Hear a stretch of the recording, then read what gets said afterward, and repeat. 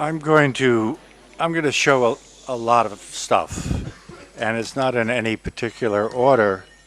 Uh, this is a house that some people came and asked me to do in a place called Naples, Florida, and they said, "Oh, we bought this site in a gated community, and we want you to do a house." I said, "Gated community? That sounds like a problem. I don't know if it's going to be okay." And they said, "Oh no, we told them that you're going to be the architect and everything's fine." And I said, "Well, send me the regulations on what you could build there." And they sent me the regulations, and it said that all the houses had to have a 1 in 12 slope, like that. So I said, "Well, that's very nice, but I don't think you should choose me as an architect because I don't know how to do a house like that." I said, "Oh, don't worry, don't worry. They'll accept whatever you do." I said, "No, you don't understand. If there's a regulation, you have to follow the regulations. You can't just do what you want." So I thought and I thought for a while, and we came up with the 1 in 12 slope, but it did this. And we took it to the authorities, and they said, "No, no, you don't understand. That's not what we mean. We mean it's supposed to do this." I said, "But it didn't say so." So they couldn't object it, but afterwards they changed the regulations. So it's not possible to do this anymore. But it's a beautiful house. It sits right on the water, overlooking the inland waterway, and light comes in from a variety of directions. And you can see, because of the form of the roof, you get skylights coming in as you move through it, and you can look out through the brise soleil and through open spaces to the water beyond. It's one of my favorite houses, but a lot of them are. And I go back after years and find that they take on a life of their own, because I designed this house Texas size, really big. I mean, only in Texas would someone have a house this large, and it's for one person. And then after the house was finished, he got married to a woman who had a young child. And so he had an art collection, and he had art almost everywhere. And so after he got married with a young child, he moved to a house he bought right next door. And I said, "Well, why did you do that if you like the house?"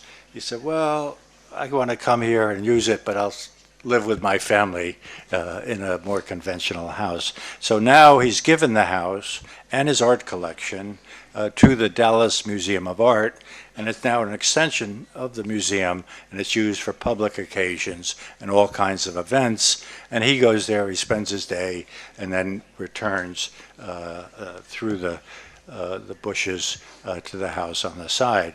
But art is throughout the house, and you see art inside and out. It's really part of the experience of being there. As you can see, it's a very, very large house, even for at Texas scale. But one thing leads to another, and we were very fortunate to be asked to do two buildings on the Hudson River, two residential buildings overlooking the water on the west side of Manhattan. And these two buildings have basically one apartment per floor on the smaller building and two apartments per floor on the larger buildings, and really changed the whole development and building on the west side of Manhattan, and it's led to a lot of other good things happening, including a third building, which we were asked to do. Having three buildings in a place like this really creates a gateway from the West Village to the Hudson River. And the park, now that is very heavily used along the water's edge, is really a wonderful linear park. And from the terrace of various apartments, you can look out to the water, see the boats, and see what's going on around. We've had, over the years, some work in Germany, and this is a small museum in Baden. And as you can see, it's really an extension of an existing Kunsthalle, and there's a bridge that attaches it to the 19th century building, which remains. And this building is basically for contemporary art, and the man who financed the building actually gave the building to the city. But it houses his own collection, which eventually he'll give to the city as well. And as you move through the building, you can look at art, you can sit down, you can see the changing exhibitions, you can move from one space to another, you can see people on different levels, look out to the view, and it's really quite a small museum, as this one is also in Rolandseck, also in Germany. It sits high on the hill above the Rhine River. And because of the location where they wanted to build the museum, it's an unusual way of getting there, because you park your car at the bottom of the hill, you go into the old railroad station, which used to be an exhibition space, you go down under the railroad tracks, through the tunnel, and into a bridge, and then out to the museum. And so you come up an elevator across this bridge, you look out to the Rhine River, and also from the exhibition spaces, you look out to the views all around. We've worked for the United States government on a number of courthouses, and this is one in San Jose, and the chief judge says, "I want a dome." I said, "A dome? Well, it's a courthouse. We need a dome." So we built a dome, as you can see here, but it's a glass dome, and it's actually a public space that's used for graduation, for weddings, for all kinds of public events. And the courthouse building is basically an office building, but the dome is part of the public spaces. At Cornell University, where I went to architecture school, we were asked to do some laboratory buildings at the university, which you see here. And again, they're basically laboratory spaces are kind of cellular spaces, but there is some public space, and you come across the path into the lobby. You can go up into the laboratories, or you can go through and out to the play fields. And because of the orientation, the sunshades shield the bright sunlight in the afternoon. The atrium space, again, like in many of the other buildings, is top lit, but it's also a public space. It's used by the university for a variety of functions. In Brooklyn, New York, at Prospect Park, we recently completed an apartment building, which you see here. And it's actually a rental building, unlike most of the other buildings, which are condominiums. And the rents there are very reasonable because it's in Brooklyn, but it has an openness and a transparency as well. This is a building in Saint-Denis, an office building, which you pass on the way to the soccer games. So everyone sort of sees the building. And originally it was designed so that two companies could share the building, and they would all go through, enter into the atrium. One company would go to the right, another company would go to the left, and then they would be separate. But what happened, and this you can never tell, what happened was, soon after the building was finished, they didn't sell it to two companies, they sold it to one company. So it's really one company now, and it's located in the building. Over the years, we've done lots of competitions. I keep saying no to competitions, but somehow that's what we do. And this was a competition for an opera house on the water in Bonn, where people came through the park, through the building, out onto a terrace, and then to the water's edge. I remember when we went to present the competition, they said, "Well, what is a lobby? Why do we need such a big lobby?" I said, "Because when people come to a concert and hear Beethoven, and then afterwards want to come and talk to their friends, you can have all kinds of things happen here.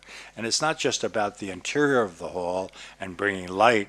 into the interior of the hall, but also about the public space of the building. Well, some of you may have been to Rome in the last few years and visited the Arapacci. The Arapacci is a 7th century monument housed in the building which you see here on the left-hand side of the screen. It was originally located in a different part of Rome, but Mussolini decided that he wanted it placed here in a building which used to be on this site but was falling apart. The air pollution was destroying the monument. There was no way to properly heat the building, so we had to build a new building over the existing monument, keeping the monument in place. And I said when we began, since Mussolini moved the monument here, why don't we just move it back to where it was? It would be a lot easier than building a new building around it. But they said, no, we must keep it here because it's too fragile to move. So we created a plaza in front of the building, and of course it's being Rome, a fountain where kids can come out and put their shoes in the water, and then you go into the building and you see the monument, which is lit from above as well as from the side. And then after you walked around it and seen it, you go through exhibition space, which has all kinds of artifacts from that building related to the Arapacci. And there's also an auditorium, and you can look out to the city and see views of Rome all around. Now, when we finished, I thought this is the way it would be. But now the city has decided to take the highway that you see here and put it underground so that the building will extend along. This will be a park, and the building will sit on a park that goes right to the river's edge. And I hope that happens relatively soon, but in Rome, you never know. Also in Italy are these condominiums on the beach in Jesolo Lido. Jesolo Lido is across the water from Venice, and it's a place where people come from Bulgaria, Romania, Albania, and they have a weekend condominium here, some low-rise, as you can see, organized around a swimming pool where you have a private space and then you go out into a public space. Everyone has a little balcony, and you can step out on your balcony and talk to your neighbors, and you can see across from one condominium to another. And then as a next step of this project, there will be a hotel that's built along on the water's edge. So this is a view of the rendering of the hotel. And the hotel, as you can see, has this great view of the sea. You see the date on this, it's 1996. And this is a bridge in Alessandria, which we worked on with Dante Benini, who's here. And there was a bridge here, and the bridge was destroyed. And it was the only way to go from one side of Alessandria to the other side. And so what we did was we made a bridge which is really two parts. One is for the automobile, and the other lower part is pedestrian. So it's a pedestrian bridge. You can go and walk and sit there, and the cars can have their own way across the bridge. And we learned just 2 days ago that after 13 years, it's now going to go ahead.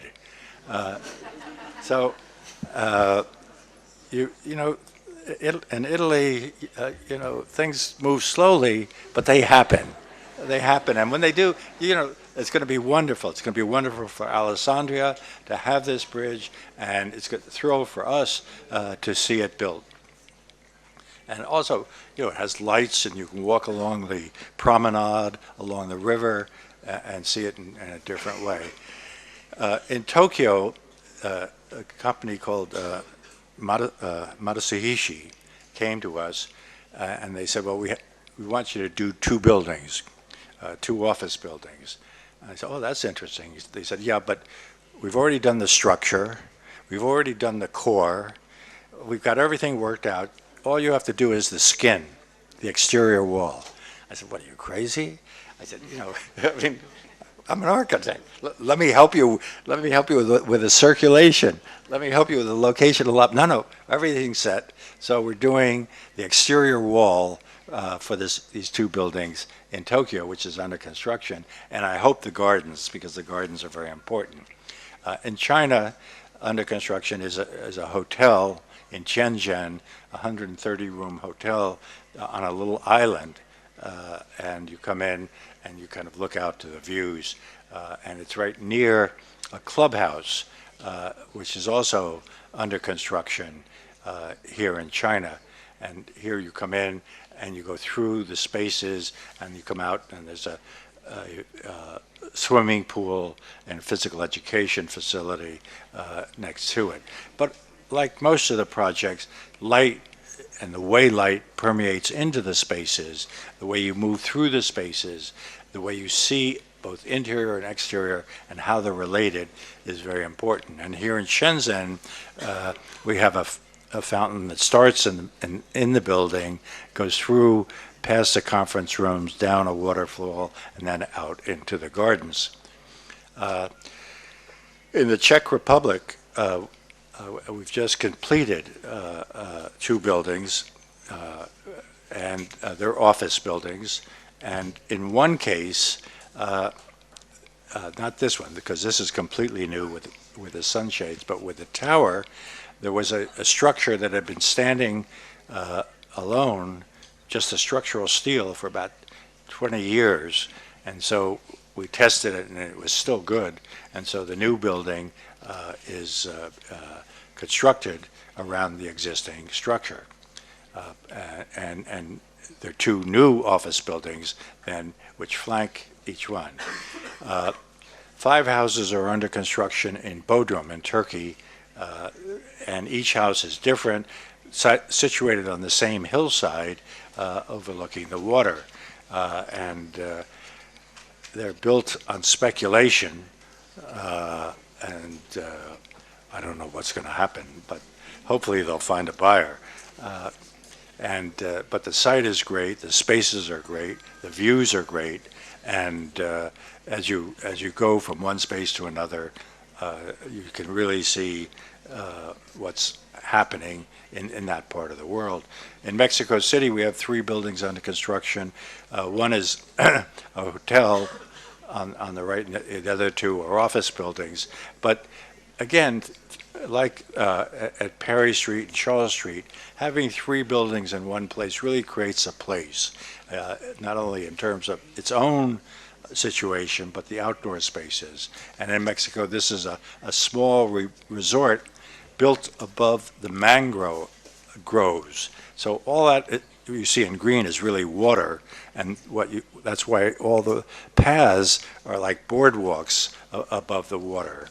In Tel Aviv, we're working on a residential building on Rothschild Boulevard, which diffuses the light with sunscreens, but allows you to see out to the area around.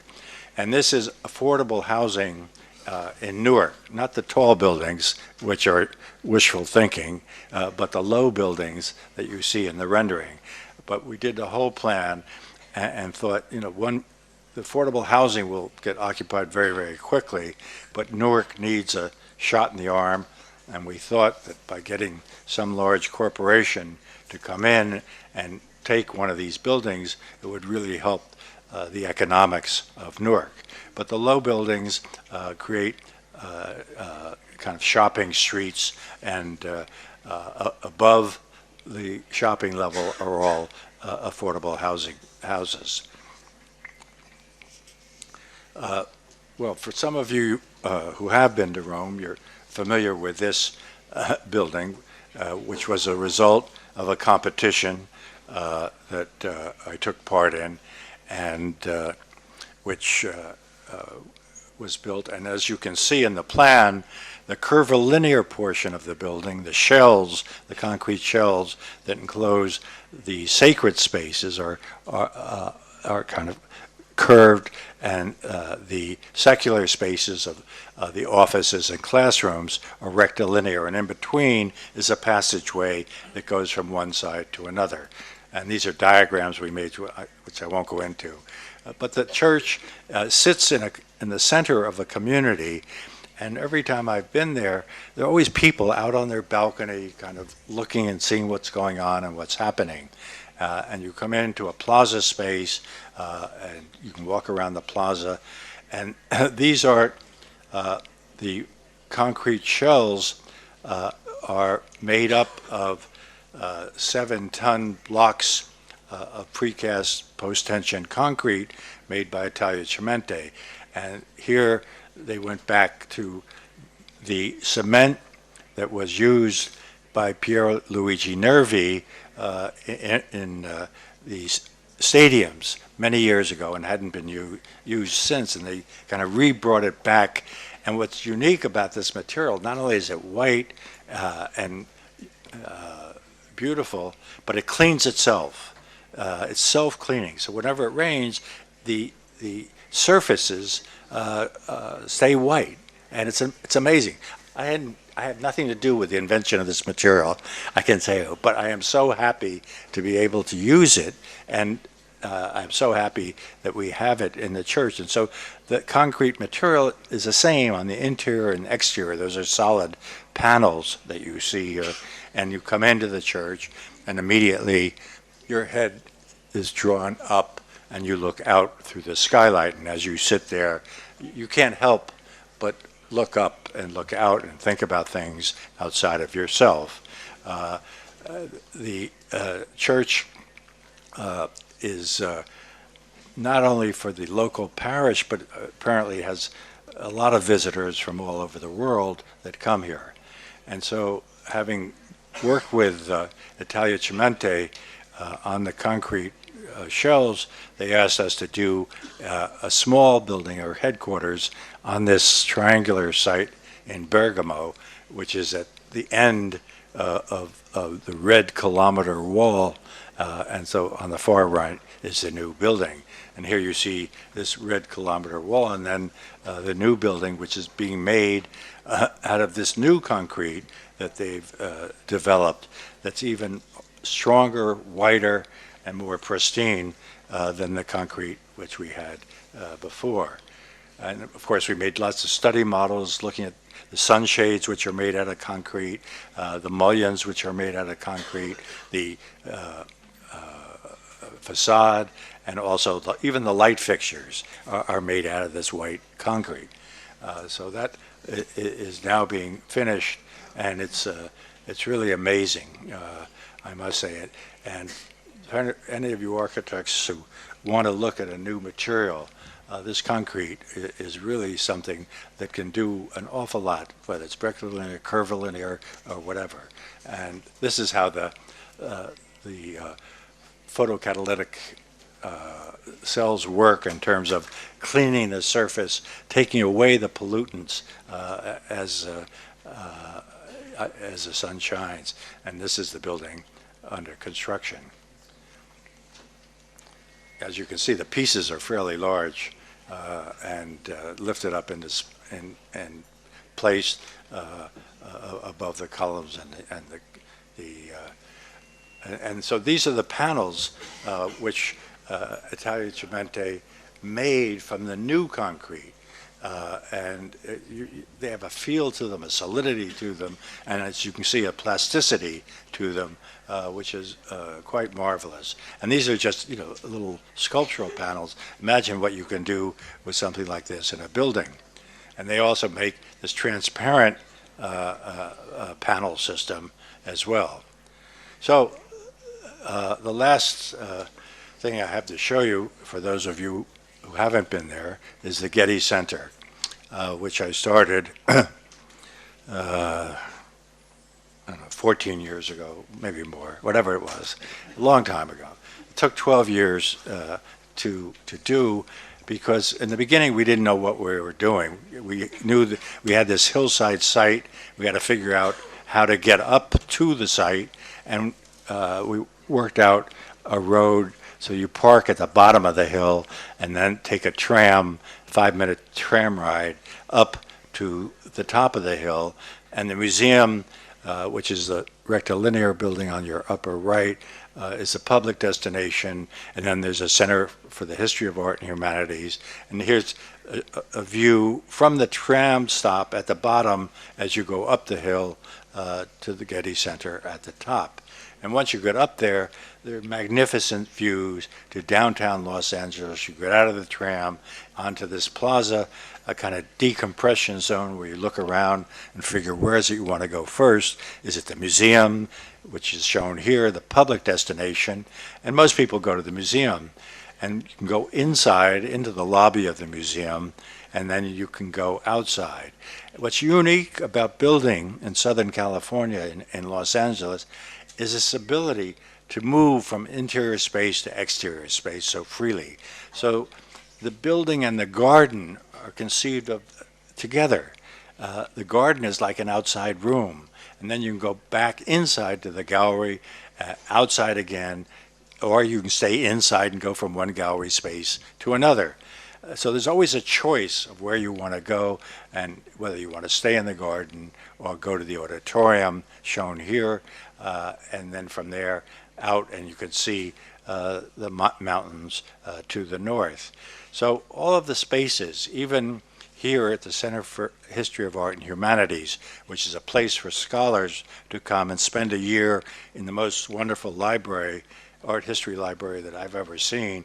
And the scholars have a place to work, they have a place to live, and we had a zoning restriction where we could only build up 3 stories. So this building goes up 3 stories and then down 3 stories, so that even the underground spaces shown here in the library get natural light.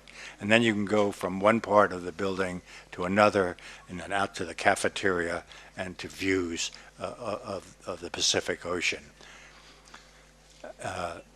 So this is, I guess, I don't know why we're showing our office, but someone said, oh, people are interested in what our office looks like. You can all come to our office and see it for yourself, but these are a few views. We make a lot of models like everyone else. We pin things up, and basically that's where we are today. Thank you very much.